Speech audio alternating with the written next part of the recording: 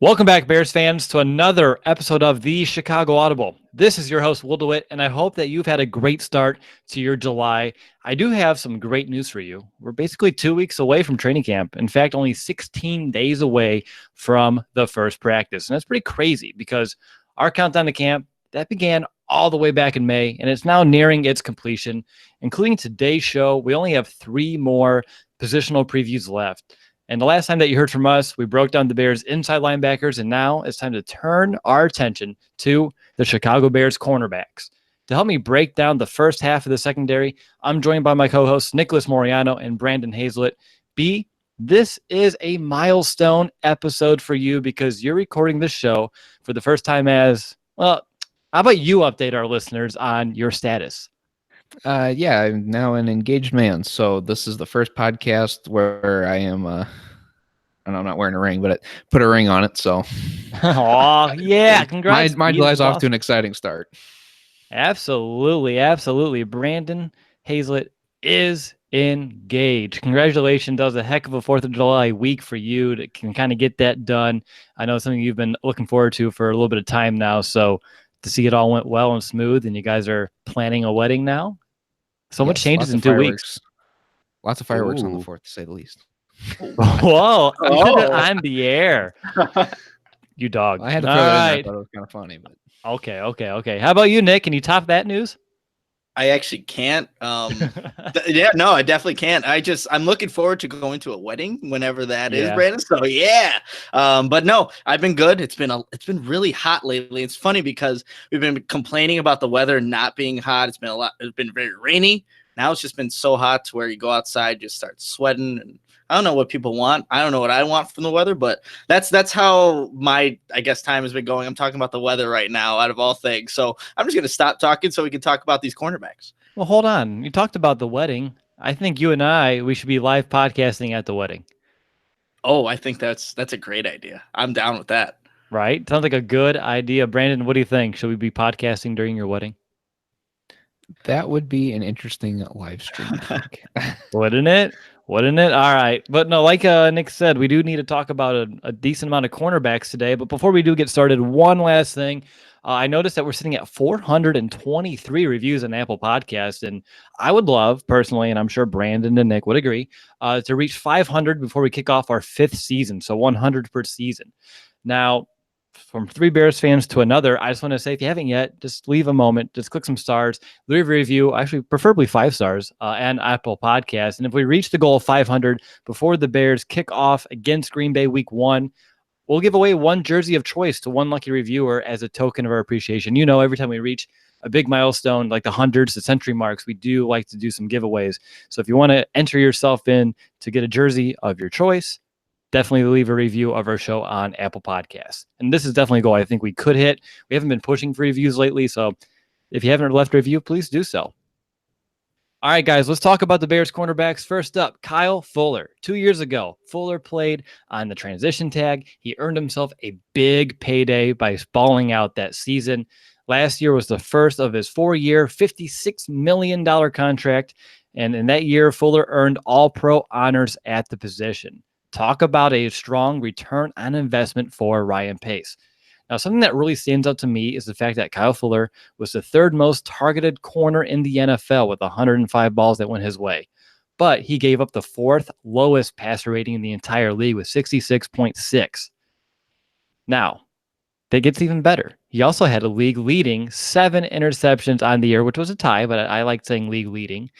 Now, obviously, that's pretty unbelievable, but I want to know, what did you see from Kyle Fuller last year that was maybe what's called a driving force behind his success? And Nick, I want to go to you first.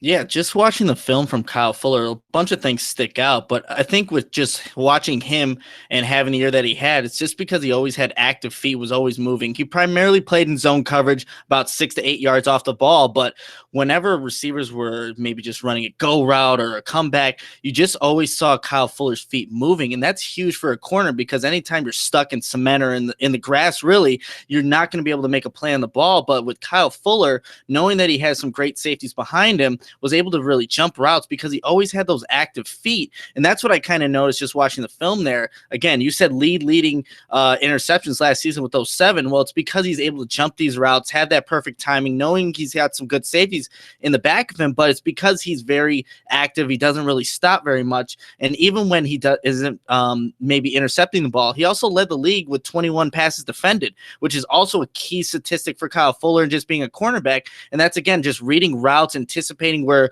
receivers are going to go, checking their alignments from the splits that they're in.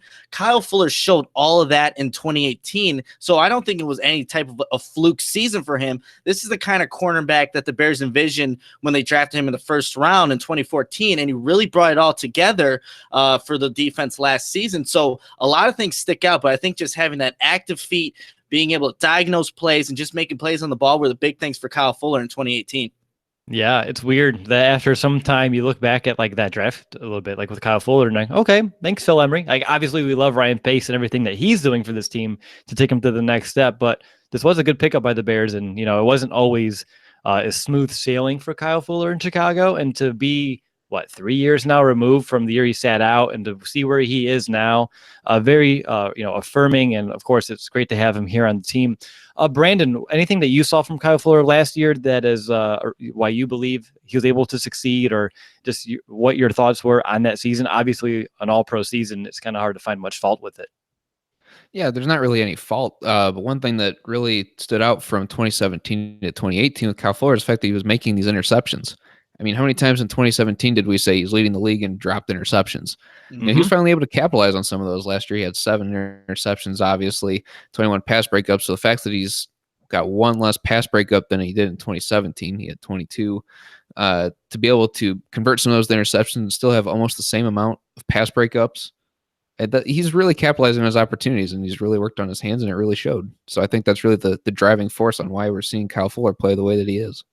I think I can summarize everything you've said into my point, which is his confidence. Ever since about the halfway point of 2017, he's been playing with extreme confidence. And cornerback is a position, I mean, all positions to a degree in the NFL, but I think cornerback is one where if you're not playing confidently and you're second-guessing yourself, second-guessing your instincts and how a certain play is going to go or how a certain receiver is going to break, bad things typically happen. But when you're confident, you believe in yourself, and you trust your instincts like Kyle Fuller has, as you Nick, you mentioned, his off-man coverage, his ability to break on balls, read the quarterback's eyes, anticipate throws. That's a big reason why Kyle Fuller, to me, was able to succeed in 2018. But let's look at this year, guys, 2019. And I'm unsure if he can, quote-unquote, top last season, as it was pretty supreme. But what are your expectations? Do you envision him playing at that same high level that he has been for now, a season and a half? Nick, I know you're not fearing any regression from the 27-year-old, right? No, absolutely not. Like I said, 2018 wasn't a fluke season for Kyle Fuller. When you have the defense that you have in the Bears and all the studs that they really have there, you're able to elevate your game to kind of match that level. And with Kyle Fuller, how his technique is, he's fundamentally sound. He doesn't usually get out of position. You just expect more of the same from him. I mean, look, he led the league or was tied with 7 interceptions, but there's no indication of why he can't do that again this season, especially with now having Chuck Pagano there. Maybe you have more blitzes. Maybe the quarterback's just getting the ball a little bit quicker and maybe into more susceptible areas to get intercepted. It can definitely happen for Kyle Fuller. He's usually in a good position to make plays. So I don't fear regression from him, especially with him primarily playing off the ball, that 8 yards back. He's just able to kind of read things. And there are a couple of times where he should have probably had a couple more interceptions. Go back to the Giants game where Eli Manning's just kind of throwing the ball and into areas where Kyle Fuller, he did get 1, but I think there was 2 more plays in that game where he could have had possibly 2 more interceptions on the season. So I think Kyle Fuller, again, can really bring what he did last season and even elevate his game even more, having, again, now you have Clifton Duck back there, and we'll save that for another podcast, but you have 2 really good safeties back there. Just creates more opportunities for some of these cornerbacks that make more opportunities to jump routes like they did in 2018. What about you, B? What are your expectations for Fuller this season? Not next season, where it's pretty much there. Well, next season, it's a little far out. No, but I just want to kind of build on Nick's point because he brought up Chuck Pagano, and he's got a more aggressive defense. More blitzes are going to allow for quarterbacks to stare down the receivers because they just want to get the ball out. But Chuck Pagano is also known as a better coverage coach. So that just all builds for Kyle Fuller to be able to have a similar season, if not a better one than last year. So I think that really Kyle Fuller is really going to have it. I would say what he did last year would be kind of what should be expected for average, as long as when Chuck Pagano's here. Absolutely. Yeah. Like you guys, obviously, I'm not fearing any regression from Kyle Fuller. I believe he's going to have another very strong season. Nick, question for you.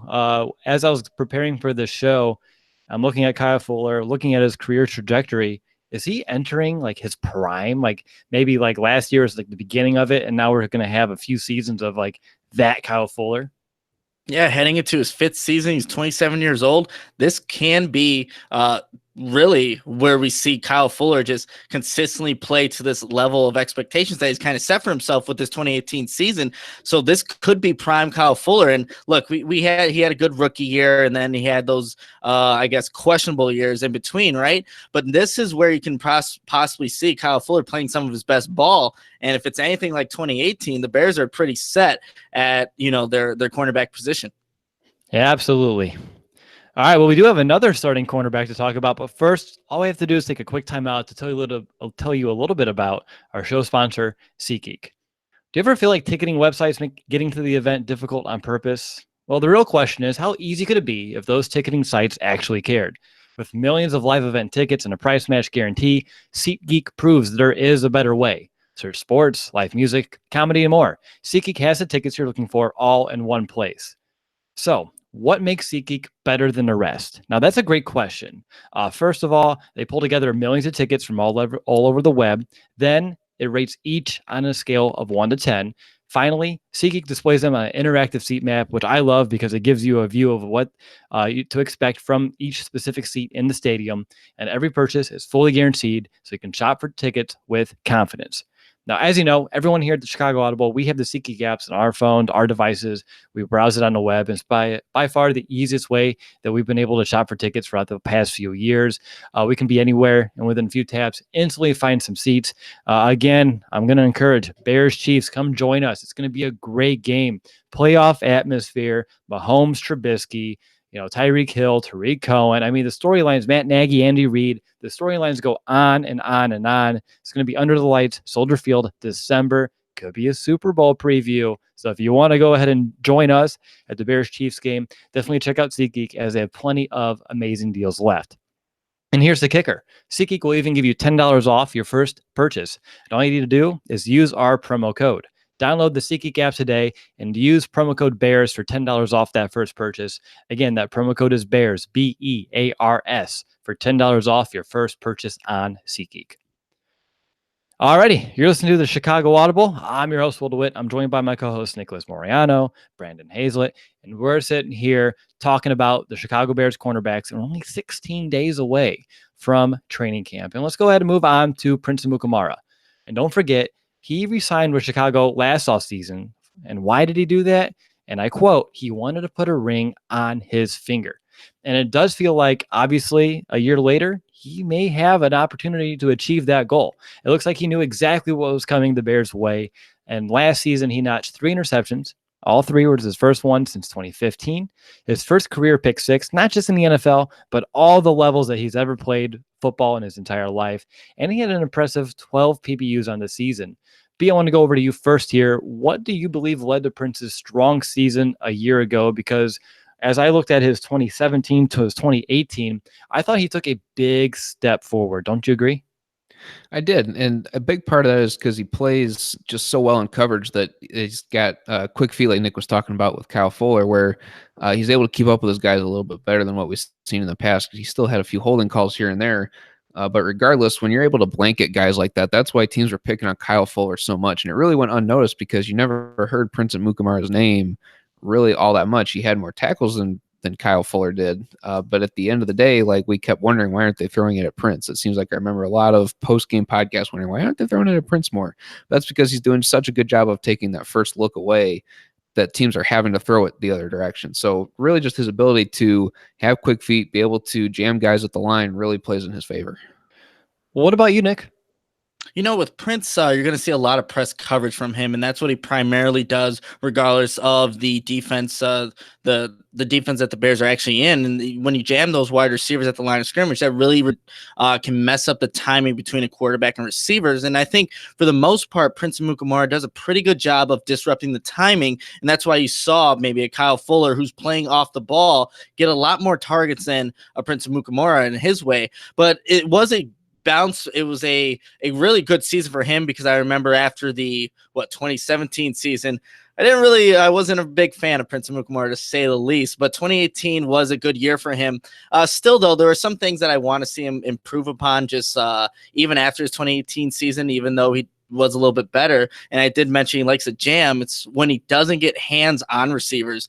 That's where you can see the separation being caused from a receiver and Prince Amukamara. So I think really what makes him so good, and for him to be, good in coverage, he has to get hands on a wide receiver, because he's not the quickest guy. He's up there in age now, 30 years old, now heading into his 9th season. So I think if he can really disrupt receivers at the line of scrimmage, that's where he's going to win some of those one-on-one matchups and with some of these great receivers that are in the league.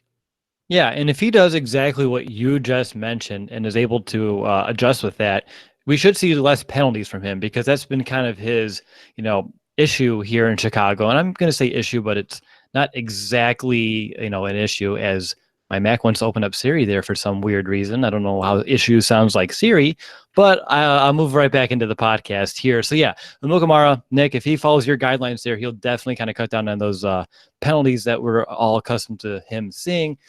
But I want to know, Nick, is there any other strengths to this game that you saw? I mean, you hit on a few, but maybe some that go under the radar that fans should kind of maybe pay attention to a little bit when he's on the field this year? Yeah, so Prince Amukamara, he had 66 combined tackles, and I think just watching the film, he is a good tackler. You're usually not going to see him maybe lunge his body forward and try to knock out a guy. He's usually making a secure tackle, and just kind of watching the tape of him, that's what kind of just caught my eye. Not so much maybe some of the other things I mentioned earlier, but tackling is something that it's a reliable trait from Prince Amukamara and something that you can count on him to do. But that's like one of the things that I saw, and other than like jamming receivers at the line of scrimmage, but tackling was a good thing for Prince Amukamara, and it goes in his favor as one of his good traits. Yeah, good point. Good observation there, Nick. B, over to you. Do you have any expectations for Prince, or like a bar you want to set that would kind of be the difference of a successful season and one that maybe let you down a little bit? Yeah, I think one that's going to really determine if he's going to have a good year or not. Like Nick said, the tackling with him is just really sound. So I think that if he can continue to get around 65 total tackles in a year, I think that's a pretty good benchmark for him to reach, because that's a sign, he's not letting guys get away. He's holding his edge. But if he can exceed the 3 interceptions, that's a sign that's going to be a very good year. And I think if he's below 2 interceptions, then we're going to say it's somewhat of a down year, but you got to kind of take that with a grain of salt. But I'm still going to peg that as somewhat of a disappointment after a pretty good season last year. All right. One last thing here. I want to loop Fuller and Amukamara together, because they are a tandem.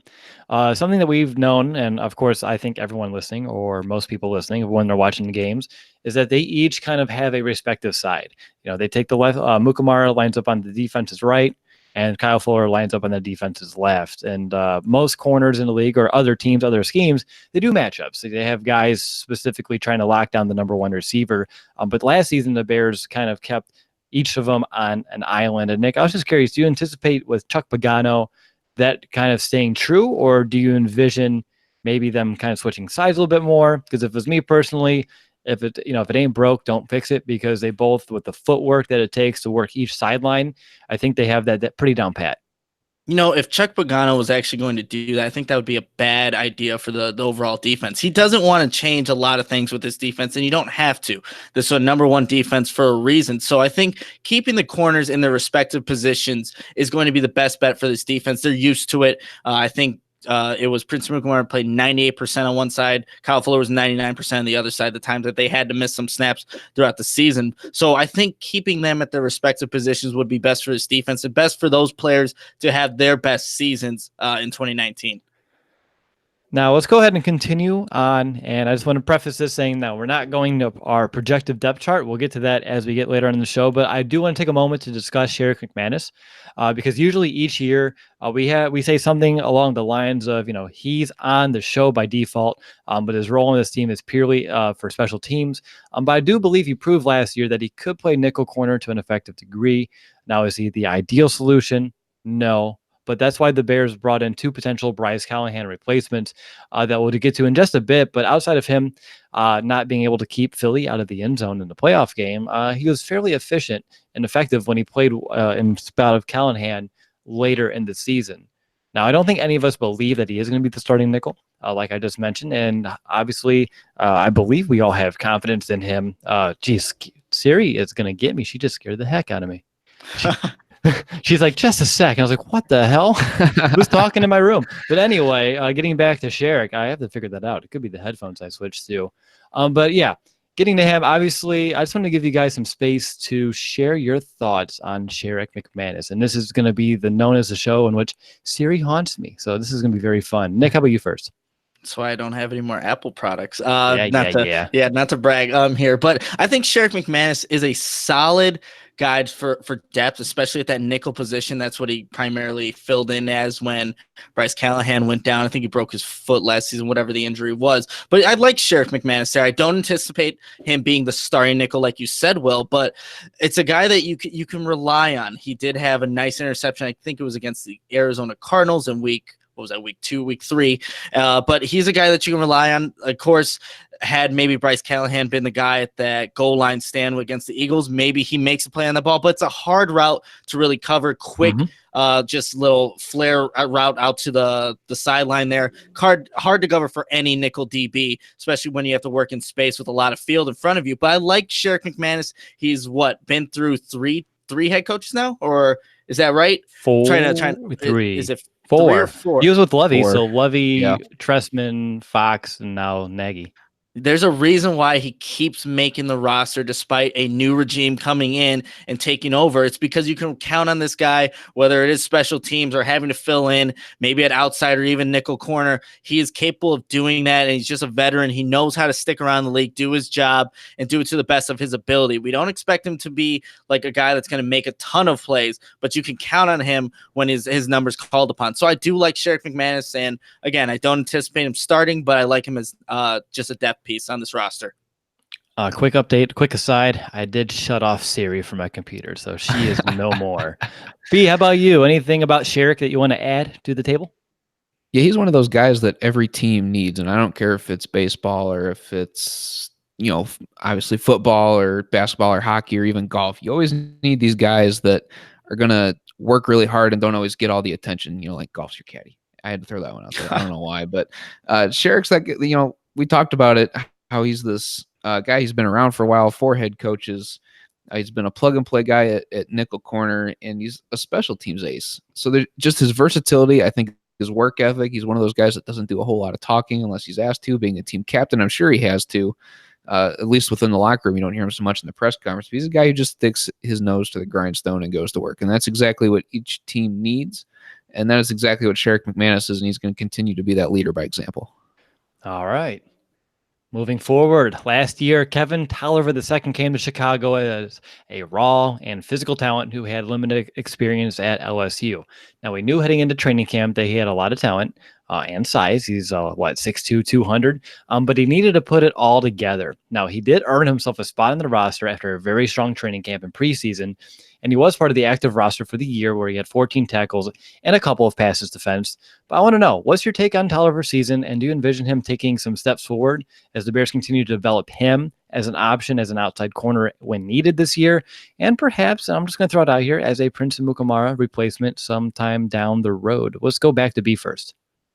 Yeah, I definitely look at Kevin Tolliver as a potential Prince Amukamara replacement down the road, because I think in year 2, just like we talk about quarterbacks all the time, game really slowing down in the second year, it's going to be the same with cornerbacks, because there were times in the preseason where naturally he looked really good, just a physically dominant guy, like you said, 6'2", 200. Now with you give him a year to slow the game down a little bit, be able to read things a little bit better, that's really going to help his game and his growth. So I hope that he takes advantage of that and really comes out and shows in training camp and preseason. If he gets his chance in the regular season, don't be scared to take it either. What about you, Nick? What are your thoughts about Kevin Tolliver this season? Because when he was out there last year, he was, targeted, bullied a little bit, but he had very limited experience at LSU. It was like 11 or 16 starts there. And then so obviously when you have either Kyle Fuller or Prince Amukamara on either side, because he was able to fill in for either of them, again, you're going to get targeted a little bit more than the veteran. So what's your thoughts on him this year? Anything in particular you're looking for at training camp to show signs of growth? Yeah, so I think, especially with Kevin Tolliver, there's a lot of potential with him. He does have that typical, bigger kind of corner, 6'2", 190 pounds. He has a size that definitely matches the position that he wants to play, being a physical kind of guy. But especially when you saw him early in, and I think it was that Arizona Cardinals game when Prince Amukamara does get injured, you saw him being targeted early. And I think with younger corners coming in, filling in for starters, you really just want to keep everything in front of you. So instead of maybe taking that opportunity to maybe jump a route, you don't know if this guy's going to run a double move. You just want to keep everything in front of you. The big thing for Tolliver now heading into his second season, and it's probably a good thing if he doesn't get playing time, because that means the starters are getting injured, or maybe there's blowout of games. That's where you can get your opportunities. But I want to see him just learn the game a little bit more. I was watching NFL Game Pass film session. Xavier Roaches was on there, cornerback for the Minnesota Vikings, and he said early on in his career he just was really hesitant, didn't understand the game as much, but then he started just watching more and more film with the veterans, diagnosing how guys line up in their splits, and that really changed the game for him, slowed down the game like Brandon was just saying. And I think that's what you want to see from Kevin Tolliver, just kind of learning from a vet like a Prince Amukamara, from a Kyle Fuller, who had a first-team All-Pro season last season, watching the film and diagnosing, okay, where are these receivers running? And then you want to see that translate when we go to Bourbonnais. Is Kevin Tolliver making plays against maybe the second-team offense or something like that? That's what I kind of want to see him kind of work on coming into 2019. I don't expect him to get a lot of playing time because, you want your starting corners to be healthy throughout the entirety of the season. But I think that's going to be key for him, slowing down the game by just breaking down the film, learning from the veteran guys in front of you. And then because Prince Amukamara is not guaranteed any money after this season, and this could be it for Prince Amukamara. This could be the last season. You want to see if Tolliver made the right steps in this season to hopefully maybe he can be the starter down the road. All right, well, let's get to this season. What would be your confidence level in Kevin Tolliver if he was needed to play, and I'm going to say a somewhat extended period of time? Somewhat extended period. I guess it also depends on the opponent, but I think with Chuck Pagano now as their DC and having that background and coaching up the defensive backs, he's going to have, regardless of who comes in, ready to play the position. Like I said, he's not going to probably make these big time flashy plays, but I would be confident in Tolliver to not give up the big play. I think that's a big key position for the cornerback position, just not giving up the big play, keeping everything in front. So I would say I would be confident in Tolliver. Obviously, I would prefer Prince Amukamara or, obviously Fuller in front of him, but I'd be confident in it because I know Chuck Pagano is going to have his guys ready to play on Sunday. Give me a number. We'll go with a 7.5. I think that's a good number for, a backup guy who's had limited reps throughout his entire football career so far. Yeah, I think that's pretty high. What about you, B? Are you at a 7.5? I'm at a 7. Like I agree with Nick that he's not really going to give up the big plays, but there's going to be some plays that Prince would make that Kevin Tolliver isn't going to make, and that just comes with experience. So I do have faith in him going out there and starting, but it's not as much as Nick. Man, I'm the Debbie Downer here, but not by much. I have on my notes a 6.9, so Brendan and I were very close at that 7, but you guys said all the reasons, so I don't need to rehash. All right, let's transition into the two players that are most primed to be the Bryce Callahan replacement. First up, let's talk about Buster Skrine. He is who the Bears brought in via free agency coming out of the New York Jets. Even though the numbers don't say it, Matt Nagy did mention that he thought Skrine was one of the best nickel corners in the NFL last season. Nick, did you take a look? Did you see anything that gave you that impression? Just watching the film from Buster Skrine, especially, look, I didn't do a lot of it initially, but just over the past couple days, I came away feeling a lot better about that signing than I did when it was initially, when it initially happened. I think Bears fans are going to like what Skrine can bring to this defense, just an aggressive corner or a nickelback corner who can really just make some, I wouldn't say impactful plays, but what you're getting out of him just especially when teams are running these screens. I saw a bunch of times where Buster Skrine, 5'9", barely 190 pounds, he's blowing up plays. He's blowing up opposing wide receivers, trying to just make a tackle on some of these guys. You'll see him blitz occasionally.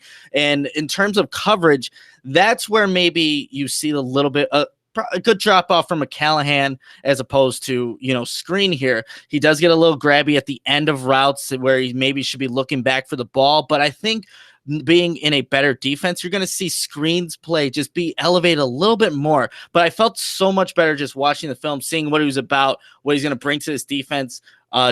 Just watching it over the past couple days as opposed to when it initially signed. Because again, when you lose Bryce Callahan, one of the better nickel corners in the league, anybody you bring in is probably not going to be at that level of that level. So Buster Skrine, I feel good about him. Yeah, I mean, the two things I like that he does that kind of mirrors Bryce Callahan is his ability to play press coverage, because Bryce did that very well. And Nick, you mentioned the other one, his ability to go in on blitzes, but not just blitz, but be effective when doing so, knowing how to time them, knowing kind of the nuances of each specific play and the design of it. He was very effective with it. I think he was like third in the NFL last year at it, and Bryce Callahan was, of course, up there at number one, which isn't that steep of a drop-off. But what about you, B? Any thoughts on Mr. Skrine heading into training camp? I'm still a little skeptical. And granted, some of that comes with the defense of the Jets. That's where you really see the team sport thing being an issue. Because I think when you're playing with Eddie Jackson, Clinton Dix behind you, your confidence level should bump up. That, you have a little bit margin of error because you have two really good safeties behind you who are going to make up for any mistake that you make for the most part. But he did give up a touchdown to Anthony Miller. So that wasn't a very good sign in our first look at him. But regardless, I think that you guys pretty much hit the nail right on the head, that he's a very hard guy. He will go in there and be aggressive. He'll go blow up plays in the backfield. Very good blitzer. But his coverage skills make me a little weary still. So I'm not sure that I'm totally confident in him being the nickel guy quite yet. Hey, it's hard to cover Anthony Miller. It is. It was a good throw, too, from Mitch Trubisky. It was back shoulder. Yeah, you're right. Skrine was in good position. It was just a hell of a play by Trubisky and Miller there in that Jets game. No complaints, right? No complaints. Nope. All right. Speaking of nickel corners, let's move forward. This year's 6th-round pick. He knows the show. Duke Shelley. If you don't follow him on Instagram, he used some of our comments on our instant live reaction show, and we do not too much about him when researching on the fly. Apparently, he wasn't so keen about those words. Using our words for motivation. Pretty damn cool if you ask me. I'm not going to complain. Nick, I know you think about it every day, don't you? Oh, yeah. I'm just waiting for the day I run into Duke Shelley and he recognizes my voice, and we'll see what happens after that. Right? Over what, Funks? Yeah, so he's there. So it's going to happen eventually, maybe. Hopefully not. That'll be a very interesting day. Hopefully not. You got this. All right, let's get back to business. Duke Shelley is known for being a very feisty and physical to position, despite being like Nick, a little bit smaller in stature. Got you there. But he's 5'9", 180. I know that's not really what you're known for. I think you're like 5'2". That's why I had my notes last year. Well, no. Well, your notes are wrong.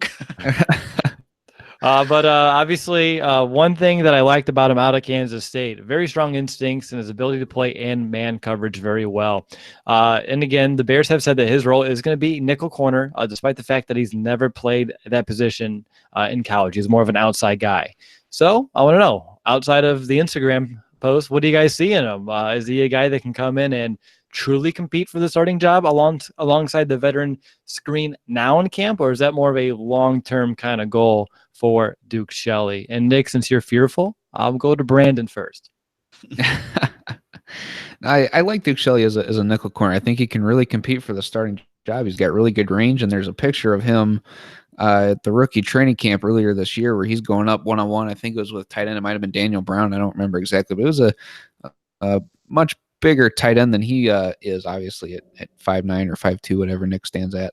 And he's up there competing for the ball at the high point, which is great. With something that you want to see out of your nickel guy, a guy that's going to stick with the receiver, sticky, as we like to talk about with Bryce Callahan when he was there. And I think that his range, it really shows on tape. So those are the things, now that we've had some time to research him, are really going to play to his strengths and be able to allow him to compete for a starting job. All right, Nick, we can go over to you. And as the great J. Cole says in KOD, choose wisely. What do I have to say about Duke Shelley? No, apparently he's been making a lot of plays in rookie mini camp. And if you haven't listened to it already on Bill Zimmerman's Bears Banter podcast on the Bears blog, highly recommend you go listen to their latest episode. He brought on Eddie Jackson. Eddie Jackson said that, Duke Shelley, he's a dog out there, just kind of going out competing. And like you said, he talks a lot of smack and he's backing it up so far. So I think with the position too, you want to be somebody that can, be very confident in your abilities. And he's transitioning, like you said, from outside to inside. And that's not look, a lot of corners can maybe make that transition, but it's not an easy one to make, especially for a guy that's coming down the outside to the inside. There's a lot more space to work with. And I think for Duke Shelley, it's good that he's making these plays initially in rookie minicamp, stuff like that. But once the pads come on, I want to see what he's able to do. Not saying that he can't do it, but I don't, again, expect him to be a starter this season. Buster Skrine was paid the money that he was paid because of what the coaching staff has, the confidence they have in him. He was guaranteed $8.5 million at signing. That's the most out of any of the free agents that they have so far. He's not going to get benched, and I like what Buster Skrine can bring to this defense. So maybe Duke Shelley down the road, but he won't be starting this season. Watch now. Of course, I was going to say this season part is going to get cut off again, and then of course. That we'll see what happens there. But all right, well, Nick, you kind of pulled a Brandon into the spoiler alert. We know your opinion, so B, I'll go over to you. Who do you envision winning the starting nickel job and why this season? I am going with Buster Skrine as well. I think the coaches feel a lot more confident in a guy that's got a little bit more experience in the league. I could see if Duke is this talker that Eddie Jackson talks about him being, going out there talking all smack, that could come back and bite him if he's going against a veteran who knows what he's doing and knows how to break down a guy. So I think that they would feel much more comfortable with Buster Skrine in week one, and that's who I have starting. Yeah, week one, I'm going Skrine. Nick, you said they're not going to bench him because they're paying him, a boatload of money for this year. With it being a Super Bowl year, though, if he does struggle often and early in the season, you get to like week 5 or 6. I think you have to start looking at, Duke Shelley as an option to see if he can provide something different. Do I think Skrine is going to, struggle to that degree? Maybe, but probably not. But I'm saying I don't think the Bears are going to just, stick to their guns if he does kind of start struggling out there. Would you agree at least with that assessment? Yeah, I would definitely agree with that, but he still has to beat out Sherrick McManus. That's the next guy on the depth chart. That's a veteran that you still have to beat out. I know Duke Shelley's been making these plays initially, but the pads aren't on. The pads are not on yet. You can make a ton of plays in shorts and a helmet. That's great. But I still, look, in terms of like depth chart, Skrine, McManus, then Duke Shelley. Man, this is all going to be on there, and I'm just going to get tore up by him eventually. But that's what I'm envisioning right now. Okay. As of right now. So before the pads come on. Before the pad. Yeah. It's right now. I'm putting all the disclaimers to protect you here. Yeah, thank you. Because there's a bunch of editing that can be done because you'll find just every exact word to make it work out for his next video. So we'll see. Maybe I'll even edit before we publish the podcast.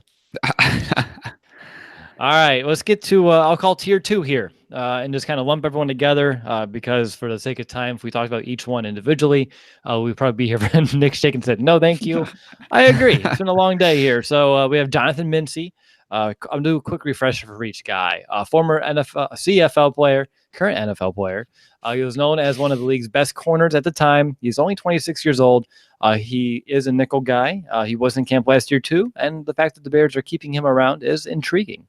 John Franklin III, of course, the last chance youth star. He's still here, fresh off of winning some cash in the 40-yard dash contest just a couple weeks ago. Then you have Michael Joseph, Illinois native, fan favorite last year out of D3 school Dubuque. He's back for another shot as well. Stephen Denmark, this year's 7th-round pick out of Valdosta State.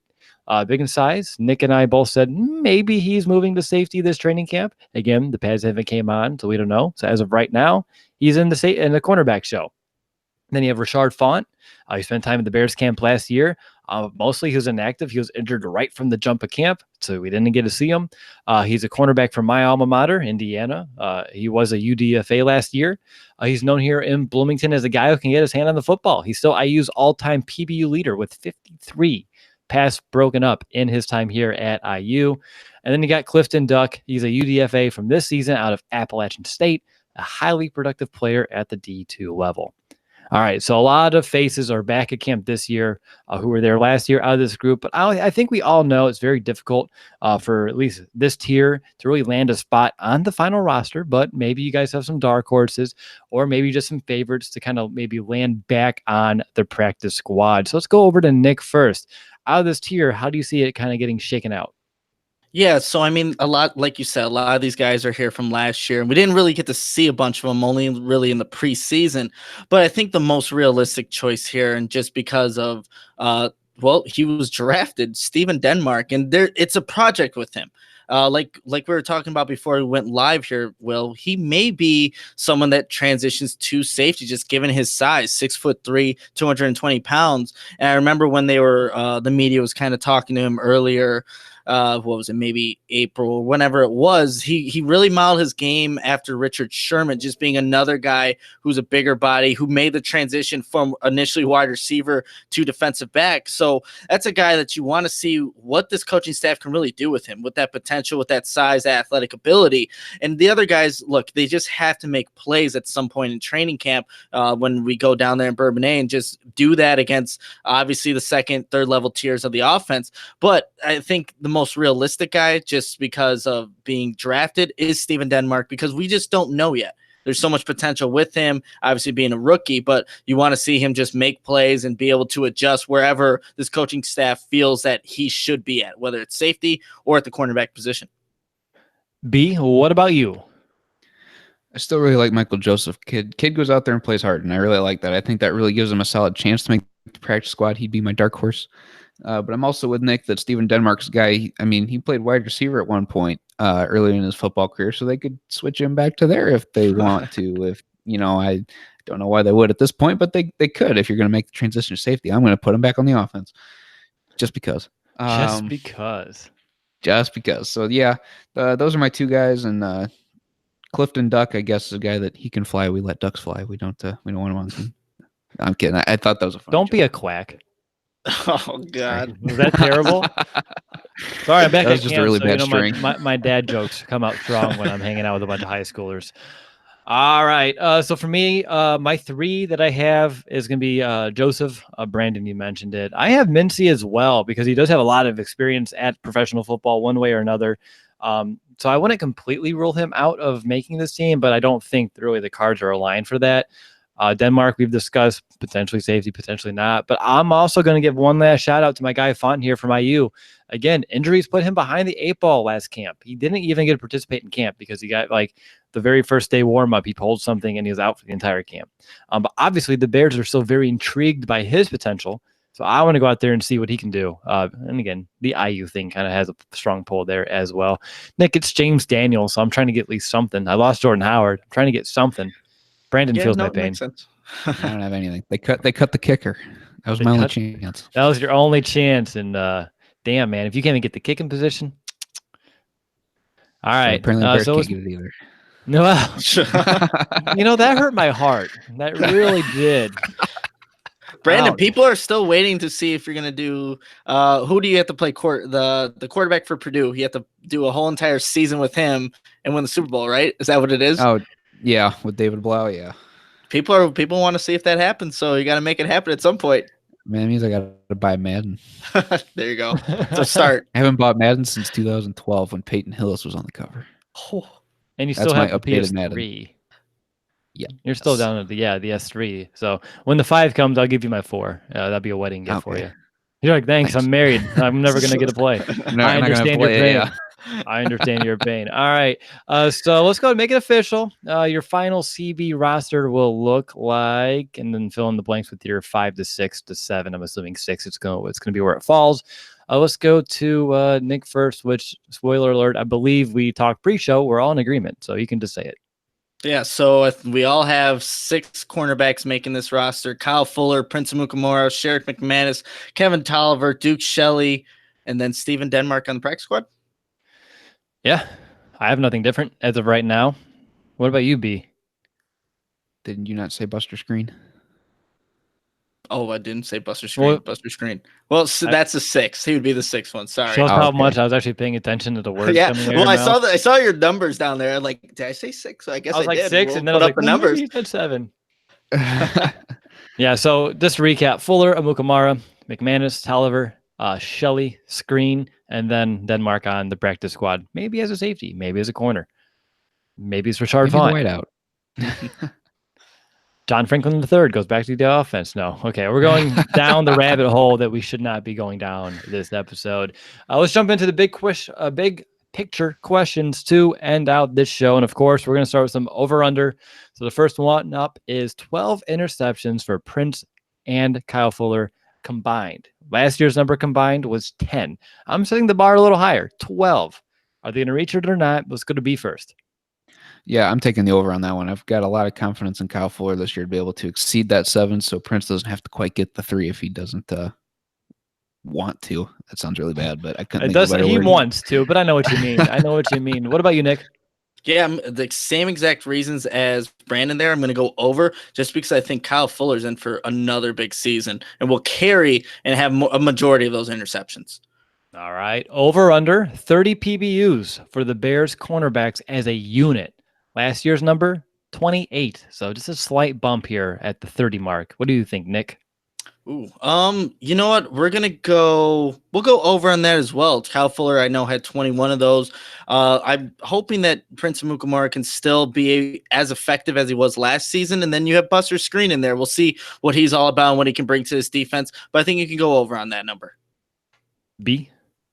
What was number 30? Mm-hmm. I'll take the under just to be different. Kyle Fuller, like we said, he's going to rack up a lot of those because teams, with Prince being the guy that jams a lot, they're going to want to throw to Kyle Fuller because that looks more appealing.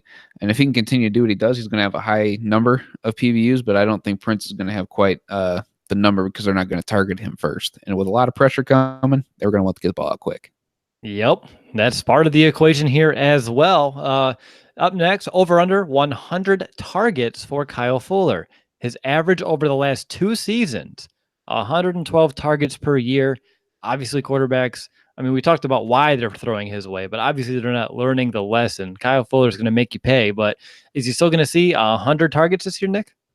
I don't think so. So I'm going to go under there. I think Kyle Fuller needs to, I think last season really earned him some respect. If you throw his way, whether he is in zone, whether he's man, whether he's pressed, he's going to make you pay. And it's not a very high completion percentage. Quarterbacks had a 57.8 passer rating when targeting Fuller. That's not obviously very good for quarterbacks. So I think it's going to be under his usual, I think you said 112 there. So I'm going to say it's going to be less than that. What do you think, B? Same thing? Yeah, I think teams are going to learn this year, so I'm going to take the under. I think they'll target the aging Prince Amukamara a little more. Okay. Over under 10 starts for Buster Screen this year, Nick. Over. He's going to have over 10 starts, and Duke Shelley's just going to have to wait his turn. This year. God, this year. God, man, I cannot wait until this becomes a video. I cannot wait. I know you can't. You like all the exposure you can get. B, how about you? Yeah, Nick's got to make up for his -1 Twitter followers today, so yeah, that was going to do it. You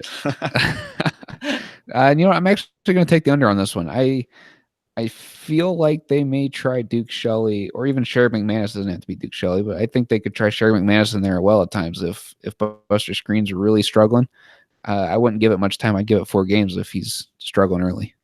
Yeah, first quarter of the season is kind of my window to be kind of what I alluded to earlier on here in the show. True or false? Prince Amukamara will earn Pro Bowl honors for the first time in his career. Nick? False. Oh, no explanation, just false? You know, just kind of watching his tape, he's not the quickest. Obviously, being older, he really has to jam and get his hands on receivers to really be effective. And if you're not getting those interceptions, you're definitely not going to make the Pro Bowl. And I don't anticipate him being, having a season like Kyle Fuller did. So that's why it's false. He's not going to make the Pro Bowl, but that's all right. He doesn't need to for the Bears to be a good defense. You're absolutely right. I just wanted to know your point instead of just false. What about you, B? I'm going to say false as well, especially since we kind of look at the Pro Bowl as more of a popularity contest. He's not even the most popular corner on the Bears. So for that reason, false. All right, one more true or false. Kyle Fuller can lead the league in interceptions yet again. And I think, Nick, you actually said these exact words, but you took them right from my notes, apparently. So true for you? It is true for me. I have high expectations for Kyle Fuller in 2019. B? It is true for I as well. Nice. Bold prediction time? I know that was like the most weak intro to bold prediction time, but bold prediction. B? Oh, we're going to me first? That's what B means. That's what B means? Okay. I think that Kyle Fuller is going to have a similar year to Charles Tillman in 2012 when he had 10 forced fumbles and 3 interceptions, except we're going to reverse those, and Kyle Fuller is going to have 10 interceptions and 3 forced fumbles. Okay, I like that a lot. What about you, Nick? Wow, I mean, my bold prediction was with Kyle Fuller, but maybe I'll make it with Buster Skrine because why not? Yeah, we're switching up. I saw Will was disappointed when I said Kyle Fuller. So, bold prediction with Buster Skrine. He not only starts the entire season, but he has his best season as a pro. Now that he's with an elite defense, has a bunch of playmakers all around him. And I don't know if he had an interception. I'm going to look at my notes real quick. I don't think he had an interception last season. He gets 3 of them this season. Okay. So your faith must not be that high if that's your bold prediction.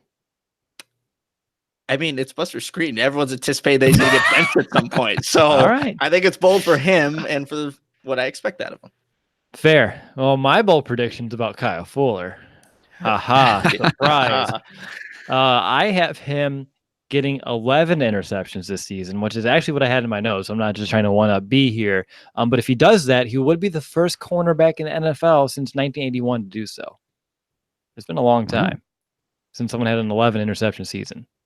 Wow, I was going to initially say Kyle Fuller 12, and I didn't realize or do the notes or the research 12, to see if that's ever been done. I believe 12 is the NFL record. It's been done a few times, but it is the NFL record, and most of those are like in the 40s and 50s.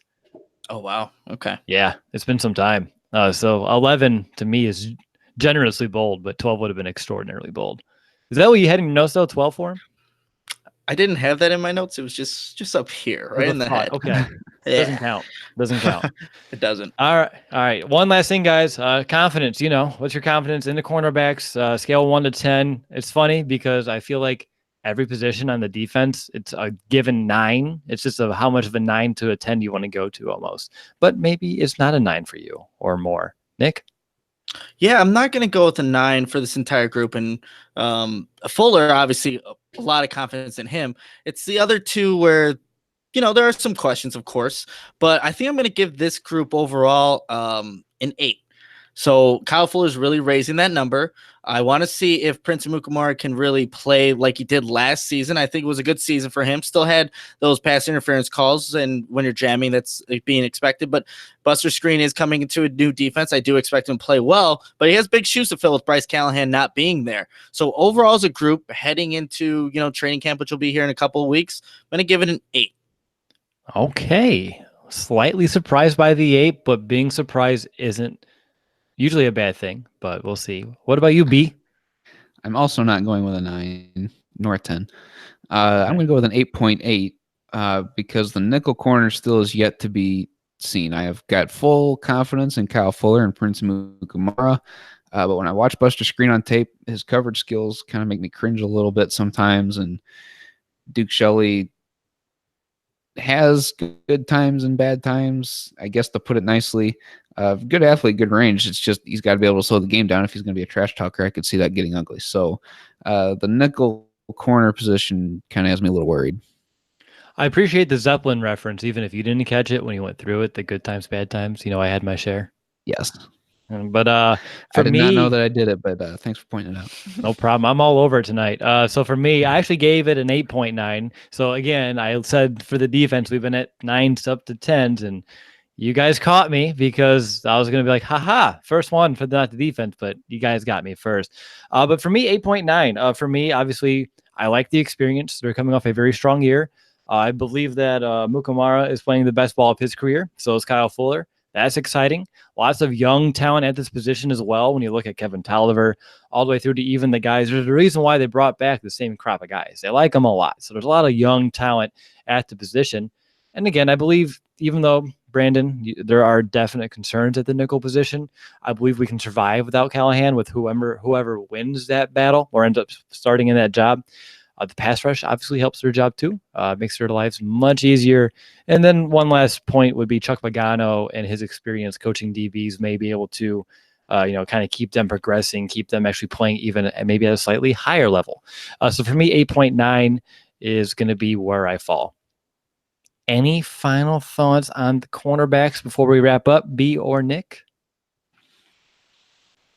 It's going to be fun watching them in Bourbonnais, especially against all these talented receivers, whether it's from the top of the depth chart. I remember, Allen Robinson, Kyle Fuller going at it. That was always a fun one to watch. So that's going to be something come training camp. You just want to see the level of competition. The Duke Shelley versus Anthony Miller. Those are two guys that like to talk.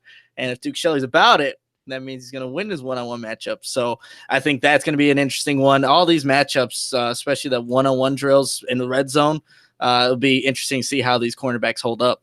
Absolutely. Because last year we had a few points when we were, not worried about the offense, but the defense did have the upper advantage in a lot of those positional drills. And in hindsight, it's because the defense was playing some lights out football last season. We just didn't know to what degree until we actually got into the regular year.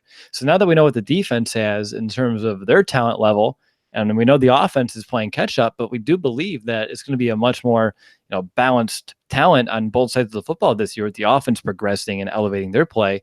Yeah, those one-on-one matchups, this is going to be a lot of fun to watch. You talked about two, A-Rob, Kyle Fuller. Oh, that's going to be a lot of fun. The two talkers in the, in the slot. And then even, whoever's going to outside or even like a Javon Wims against the Prince Amukamara. And again, I'm going back to more excitement about the offense there. But yeah, just those one-on-ones shows you a lot about where some of these guys are going to stand. So very good point there, Nick. B, anything you want to add? Yeah, Nick said he's looking forward to the Duke Shelley Anthony Miller matchup, but I'm looking forward to the Duke Shelley Nick Moriano matchup. I am not. Wow, that's definitely making it. So I am not looking forward to that matchup. And Duke, I have nothing against you, man. I really don't. We got to see how it turns out. I still have to bust your screen over you, though. he did call you a YouTube NFL expert or football expert. Yeah, he did. So thank you. Never once said we never claimed to be on the show experts. We're just fans talking football here, but I'll take it. Yeah, I'll take it too. And that's, I think, how we're going to wrap up the show. There we go. All right. Time to wrap up this episode. I want to thank everyone who watched the live recording and listened to the podcast. Don't forget, our goal is 500 reviews on Apple Podcasts before the season. If we're able to reach that goal before the Bears and Packers kick off, one lucky reviewer will get a Chicago Bears jersey of choice. We'll be back next week to discuss the final defensive position group, the safeties. That'll be followed by our final installment of Countdown to Camp, which will be all about the Bears special teams. Now, it's a good time as any to remind you to reach out if you want to say hi at training camp in a couple of weeks. As again, Nick kind of plugged it a bunch throughout the show when we go down to Bourbonnais. I'm excited. I have my calendar marked. I'm making my trips. And if you are too, definitely reach out to let us know so we can come say hey to you or just see us there. It's a small place, but I'm sure there's going to be plenty of Bears fans there. So looking forward to meeting many of you at Bourbonnais. But till next time, bear down, Chicago.